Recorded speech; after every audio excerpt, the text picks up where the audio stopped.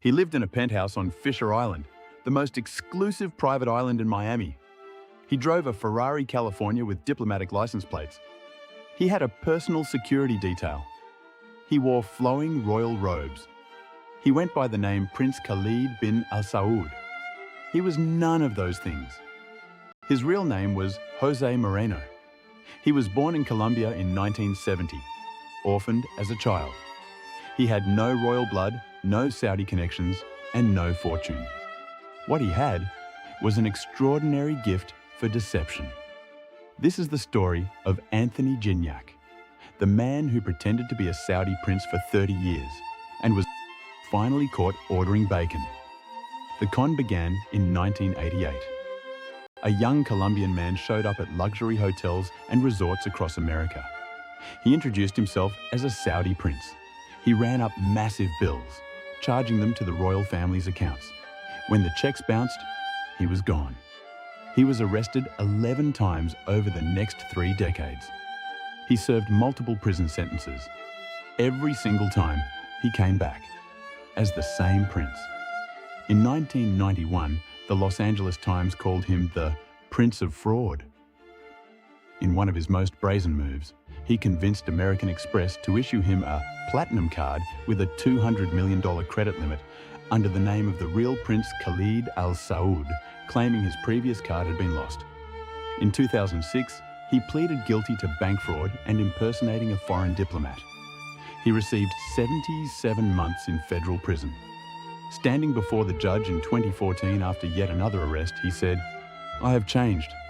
I promised my mother, God rest her soul, I will never come back to prison."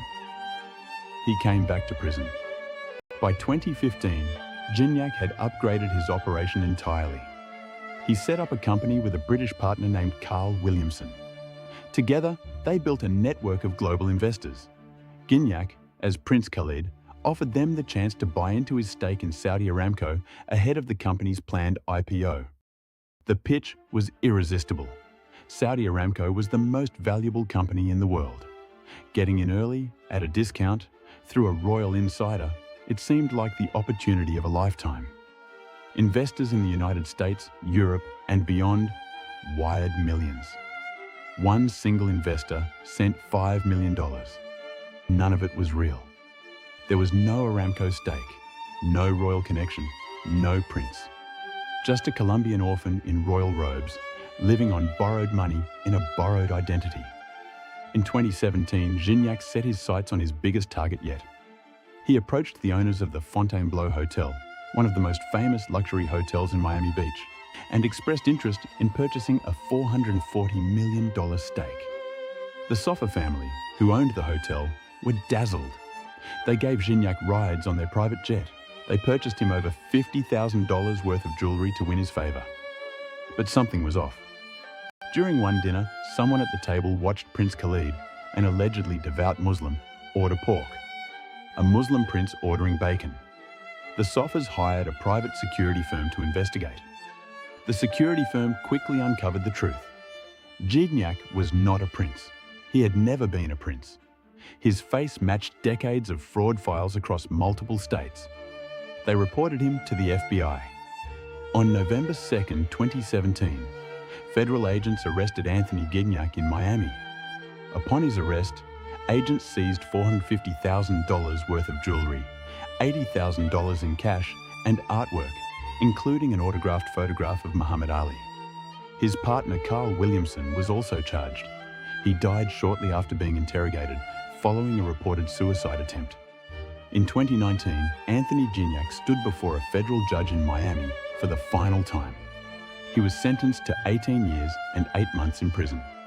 The judge called his life of fraud really extraordinary. He had stolen $8 million from 26 victims across the globe. He had been arrested 11 times. He had spent decades living as royalty, in penthouses, private jets, and 5-star hotels, as a man who owned nothing. And in the end, it was a breakfast order that brought down a prince. Every story has a last frame. This was his. I'm the last frame. A new story every week. Subscribe and don't miss the next one.